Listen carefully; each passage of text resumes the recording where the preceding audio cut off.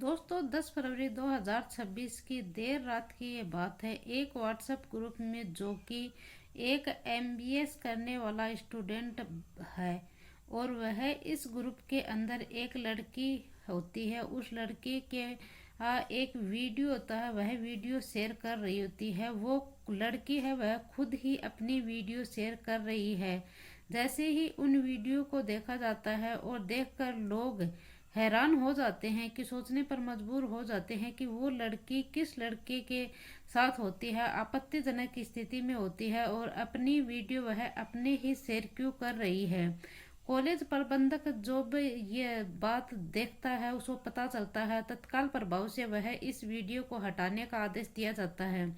लेकिन जो ग्रुप में इस ग्रुप में जो एडमिन होता है, जो ऐड होता है, इससे पहले ही इस वीडियो को हटाने की बात करता है। लेकिन एक के बाद एक इस पर 11 वीडियो और डाले जाते हैं और वह समझ ही नहीं पा रहे हैं कि आखिरकार जो लड़की है ये क्या कह रही है। उसका जो फोन है, फोन भी किस किया जाता है, लेकिन वह जो छात्रा है उसका जो नंबर है वह स्विच ऑफ आ रहा है। सारे के सारे वीडियो हटा दिए जाते हैं और जैसे ये वीडियो हटते हैं इसके बाद फिर जो लड़की है उसके पिता से बातचीत की जाती है। जब उससे बातचीत की जाती है और उससे कहा जाता है तो वह एक काम करना, सुबह कॉलेज आ जाना और आपसे बहुत ज़रूरी बात करनी, उस लड़की के पिता से ये बात कही जाती है।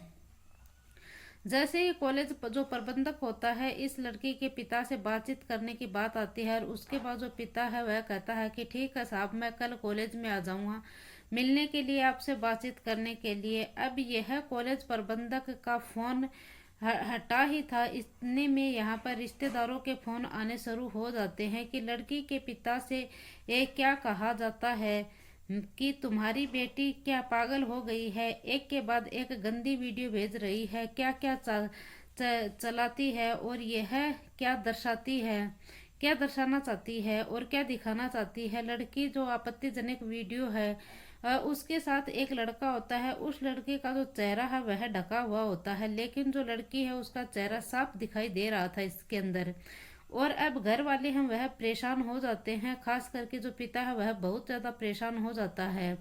जब रिश्तेदारों का फोन आते हैं तो जो लड़की है वह सारी वीडियो, जो लड़की ने जो सारी वीडियो यहाँ पर शेयर की थी वह सभी की सभी वीडियो स्टेटस पर भी लगाए हुए थे। यानी कि जितने भी जो नंबर थे उनके मोबाइल में जितने नंबर सेव थे उनके सभी के सभी जो वीडियो थे उनके सभी स्टेटस वह दिखाई दे रहे थे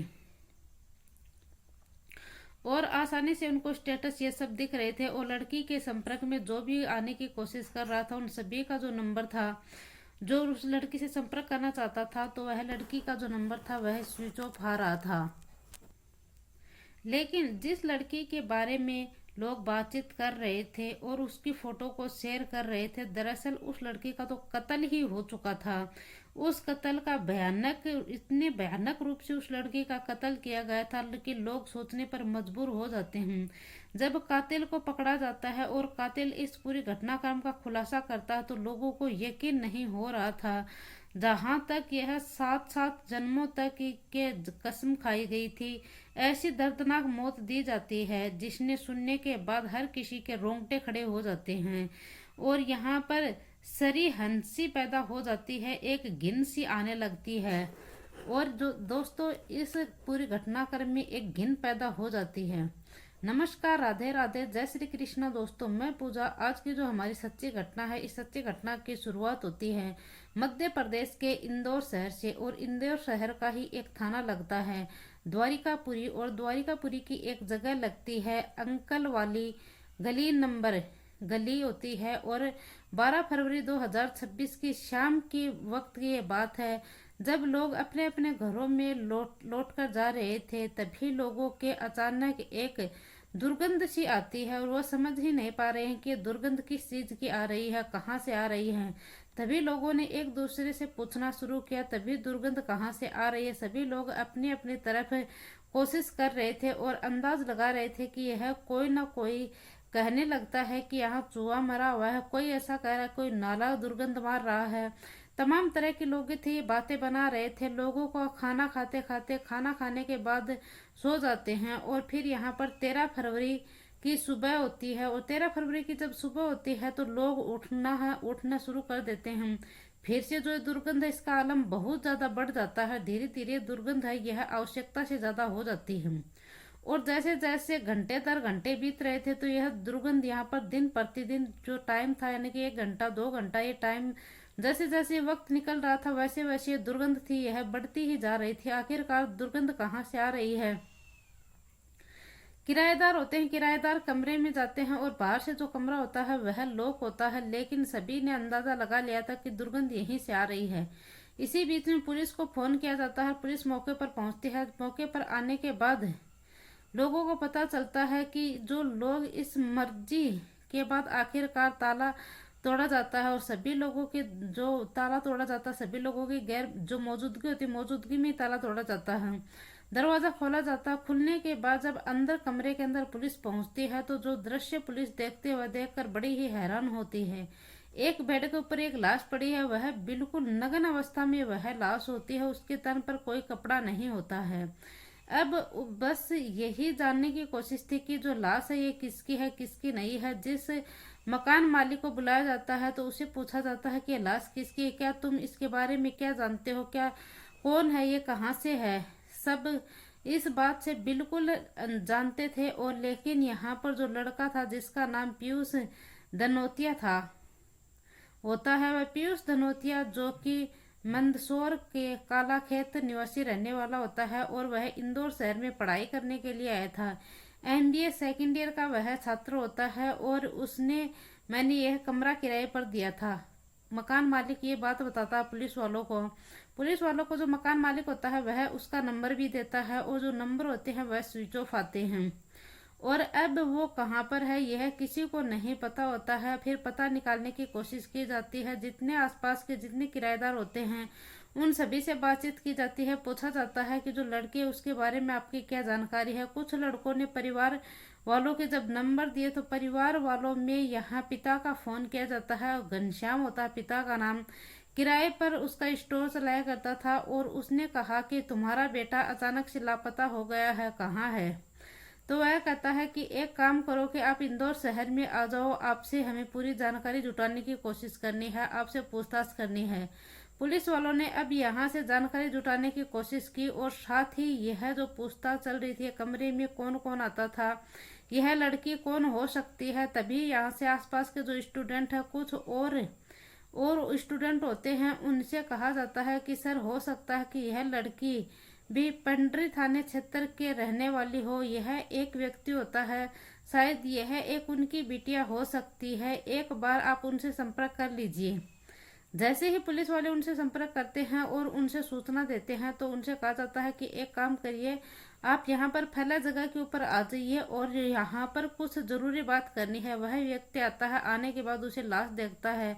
लाश देखने के बाद क्योंकि जो लाश की शिनाख्त हो पाना बहुत मुश्किल था, लाश थी वह पूरी तरह से फूल चुकी थी और किस ने यह कि नहीं थी और यहाँ पर यह पहचान करना बहुत मुश्किल था। यहाँ पर इस लड़की की बहुत मुश्किल हो रहा था। तभी उस व्यक्ति की नजर पड़ती है लड़की के पैर के ऊपर। उस लड़की के पैर जैसे जैसे पैर थे और उस पैर के ऊपर एक सॉक्स पहने हुए थे, यानी कि जो मोजे पहने हुए थे। वह मोजे देखकर कहता है कि यह तो मेरी बेटी की लाश है। वह सॉक्स जो मेरी बेटी के पास था वे इतना था कि उस व्यक्ति ने रो रो कर कहा कि बुरा हाल हो जाता है। उस लड़की ने जो सॉक्स पहन रखे थे वह उस जो पिता है वह उसका सॉक्स पहचान जाता है और उसके बाद परिवार के बाकी सदस्य भी आ जाते हैं। बेटी को देखने के बाद उन सभी का रो रो कर बुरा हाल हो जाता है। उसके बाद पुलिस ने उन्होंने ढांढस बंधाई और उन्हें शांत करवाया और जब पुलिस ने उन्हें शांत करवाया उन्हें पानी वगैरह पिलाया और पूछताछ की कि आखिरकार तुम्हारी बेटी कहाँ गई थी, कैसे गई थी, यहाँ कैसे पहुंची, कुछ भी जानकारी हमसे शेयर करो अगर आपको कुछ भी पता है। तो पिता से पूछा जाता है तो पिता ने बताया कि शुरुआत में साहब मेरी जो बेटी है वह 10 फरवरी की बात है। जो मेरी जो लड़की है वह कहाँ जो लड़की है, लड़की ने कहा कि बेटी यानी कि आधार कार्ड के कुछ एक्सचेंज करवाने परिवर्तन करवाने के लिए जा रही है।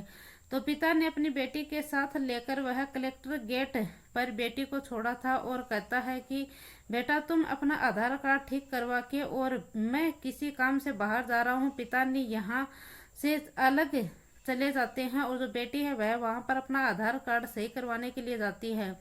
उससे कुछ घंटे ही बीते थे, उसके बाद जो लड़की है उसकी अपनी छोटी बहन को एक मैसेज किया। मैसेज करने के बाद वह मेरी ही कॉल्समेट और मैं अपने जो कॉलेज मेट होते हैं, उनके जो कॉलेज के दोस्त होते हैं, उनके साथ रहूंगी और रात को मैं 11 बजे के तकरीबन वापस आऊंगी।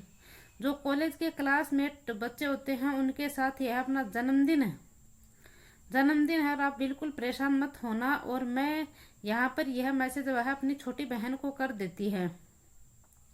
अगर यह सब मैसेज देना है और तो तुम सीधे ही पापा से बात करना, क्योंकि नहीं कर लेती तो मुझे यही मैसेज दे रही है। और उसने कहा कि मैसेज तुम्हें बता रही हूँ और तुम यह सूचना दे देना, इससे इन्फॉर्मेशन है कि तुम्हारे जो घर वाले हैं वह तुमको सभी को याद करेंगे। जैसे ही यह बात है, ये आखिरकार कुछ घंटे पहले ये बात हुई थी और यहाँ पर जो इसकी छोटी बहन है, ये इससे कहती है कि तुम पापा से भी अनुमति ले लेना, नहीं तो पापा है वह भी डांटेंगे। लेकिन ये कहती है कि तुम ही बता देना पापा से और मैं नहीं कहूंगी। और फिर यहाँ पर जो छात्रा है यह यहाँ से इसके जो छोटी बहन उसको मैसेज पहुंचता है।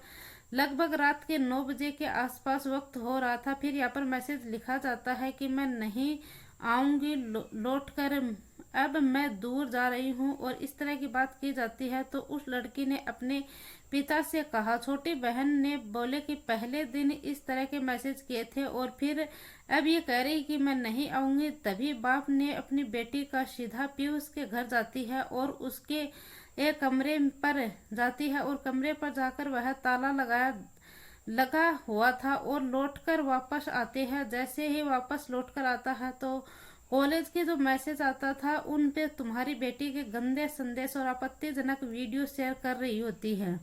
व्हाट्सएप ग्रुप में इसके गंदे गंदे मैसेज आते हैं और इसे समझते हैं क्योंकि लेकिन जो बेटी का नंबर था वह स्विच ऑफ था और उससे बातचीत कर पाना बहुत मुश्किल था और वह कहाँ है कहाँ नहीं है इसके बारे में कुछ भी पता नहीं चल रहा है।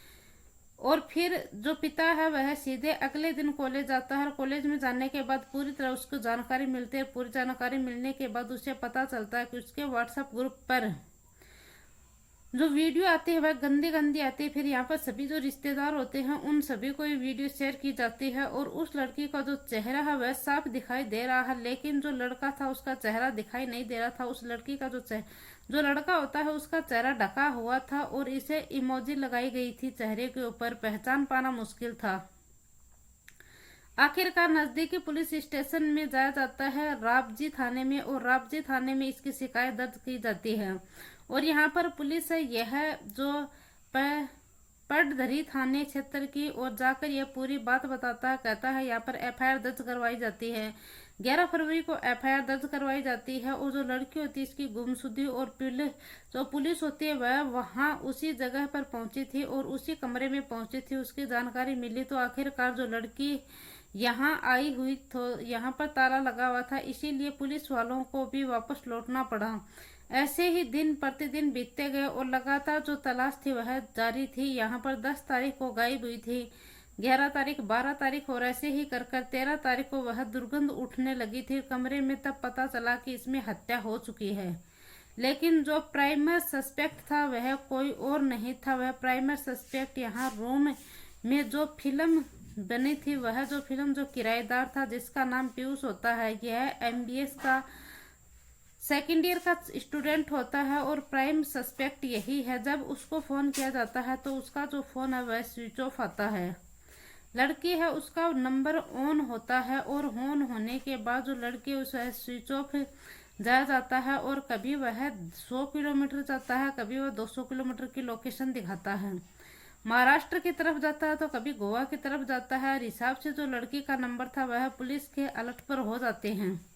पुलिस वालों की टीम है यह यहाँ पर सीधा टीम है, ये मुंबई पहुंचती है। मुंबई के अंधेरी स्टेशन पर एक ब्रिज होता है, उस ब्रिज के पास जो नंबर चलता है, मिलता है और आखिरकार पता चलता है कि वो लड़का पीयूष धनोतिया जो पुलिस की हिरासत में ले लेती है। हिरासत में लेने के बाद जो इंदौर शहर है, लेकिन जो इंदौर शहर के बाद जो कोर्ट में उसे पेश किया जाता है, उसे रिमांड पर लिया जाता है और उससे पूछताछ की जाती है। पूछताछ में किया जाता है तो वह मीडिया में सिर्फ यही रिपोर्ट प्रकाशित होती है, वो बताता है कि वह 8 सितंबर 2025 को उस लड़की से पहली बार मिला था। जब वह उस लड़की से मिला था तो उसकी दोस्ती हो गई, फिर दोस्ती बहुत धीरे धीरे गहरी हो गई और उसने अलग अलग लगभग इसी बीच में 3 कमरे बदले थे और जो लड़की है उसके तीनों कमरों पर आराम से आया जाया करती थी। न जाने कब वह एक दूसरे के करीब आते हैं और पता ही नहीं चलता, वह एक दूसरे से प्यार करने लग जाते हैं और फिर यहाँ पर एक दूसरे की जिंदगी बिताना चाहते थे। लेकिन एक दिन जो लड़की है वह इंस्टाग्राम चेक किया तो उसका पता चला कि वह लड़की किसी और से बातचीत करती है और इसी बात पर वह लड़का वह गुस्सा आ जाता है और इसकी जो स्क्रीनशॉट लेता है और वह छात्रा से पूछता है, तुम किसी और से बातचीत करती हो? तो लड़की कहती है कि मैं किसी से बातचीत नहीं करती हूँ। जब उसके पास सबूत आ चुके थे, उसे लगता है कि यह गद्दारी करेगी और यह धोखा दे रही है मेरे को, इसीलिए इसने यह दूर रहने का फायदा उठाया। और हालांकि जो लड़की चाहती थी कि वह उससे शादी भी करेगी, लड़का है वह भी यही चाहता था कि यह भी इससे शादी करेगी, लेकिन जो लड़का चाहता था कि वह नौकरी प्राप्त करके और उसके बाद यह अपनी जिंदगी आराम से जिएगा। लेकिन जब तक यह बातचीत होती, यहाँ पर एक और शॉर्टकट अपना लिया था, उसमें लगातार शक तो वह दिन प्रतिदिन बढ़ता ही जा रहा था। एक तारीख आती है 10 फरवरी 2026 की, दोपहर का समय हो रहा था। जो लड़की है उसने अपने पास बुलाया और पास बुलाकर वह बातचीत करना शुरू कर दिया और वह मेडिकल स्टोर पर एक सेक्स पावर बढ़ाने की गोली लेकर आया था। और वह जैसे ही वह गोली लेकर आता है वह सीधे कमरे पर आता है, लड़की से कहता है कि तुम्हारे लिए मैंने एक सरप्राइज लेकर आया हूँ। सरप्राइज वाली बात आती है तो लड़की है वह बेड पर लेटाता है और उसके बाद वह उसके हाथ पैर बांध देता है और हाथ पैर बांधने के बाद वह उसके मुंह के ऊपर कपड़ा डाल देता है और साथ में ही वह उसके शरीर का एक एक कपड़ा वह उतार देता है। कपड़ा उतारने के बाद उसका जो सीने पर बैठ जाता है और उसे गुस्से में वह उससे चिल्लाता है और चिल्लाने के बाद उससे वह कहता है कि तुमने मेरे साथ गद्दारी किया, तुमने मेरे साथ धोखा दिया। और इसके बाद वह सीने पर बैठ जाता है और उसका गले को दबाता है और गले दबाकर उसकी हत्या कर देता है और पता ही नहीं चलता कि इसके बाद वो चाकू लाता है और चाकू लाने के बाद वह उसके ऊपर बार बार वार करता है। वो चाकू टूट जाता है और लेकिन वह उसने जो सेक्स पावर की जो गोली लेकर आया था, वह फिर जो उसकी हत्या करने के बाद वह जो सेक्स पावर की गोली लेकर आया वह गोली खाता है और साथ में ही वह शराब पीने लगता है। और शराब पीने के बाद वह जो लड़की की जो उसने लड़की की हत्या की थी, उस मरी हुई लड़की के साथ वह शारीरिक संबंध बनाता है और फिर यह खेल शरीर के उस शरीर के साथ वह ऐसा गंदा कृत्य कर रहा था और उसकी आंखों पर पट्टी बांध देता है। लड़की के हाथ पैर भी बांधे हुए थे और लड़की के जो हाथ पैर बंधे हुए थे और साथ ही वह इतना गंदा और घिनौना कृत्य कर रहा था और उसने गोली खाई थी, साथ ही वह शराब भी पी रखी थी और कुछ देर तक वह रुकता है। रुकने के बाद वह रात के लगभग 8 बजे तक यहाँ पर रुकता है और फिर यहाँ पर वह 3:30 बजे दोपहर में यह सब हुआ था और फिर यह रात के 8 बजे तक रुकता है और फिर वह यहाँ से निकल जाता है और साथ ही वह गंदा घिनौना कृत्य करने के बाद यहाँ से निकल जाता है। और निकलने के बाद जो लड़की है उसका मोबाइल भी अपने पास ही रखता है और फिर ये जो लड़की होती है इसकी छोटी बहन को ये मैसेज करता है कि मैं वापस नहीं आऊँगी और सीधा स्टेशन जाता है और एक नया कार्ड खरीदता, सिम कार्ड खरीदता है। सिम कार्ड खरीदने के बाद ये ट्रेन में बैठता है, ये महाराष्ट्र की तरफ चलने देता है और महाराष्ट्र की तरफ जाने के बाद वह सीधा ट्रेन में पहुंचता है मुंबई में। और मुंबई में वह एक जगह लगती है नालासोपारा।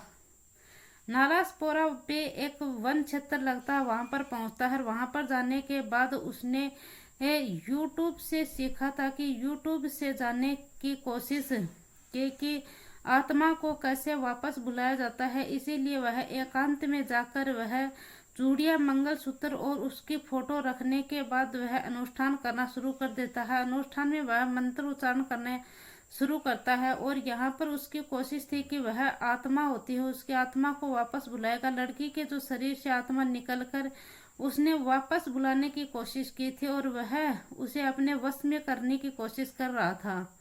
और इसके बाद वह कुछ चाहता था कि, लेकिन जो यहाँ पर मन गढ़ंत बातें हैं और सब यह पॉलिसी के लिए यह कर रहा था। हालांकि इसी बीच में जो एक लॉज में रुकता है और उस स्टेशन पर घूम रहा था, तो कभी यह नौकरी के लिए जा रहा था। जो लड़की होता है उसके नंबर कभी शुरू कर देता था, कभी वह ऑफ कर देता।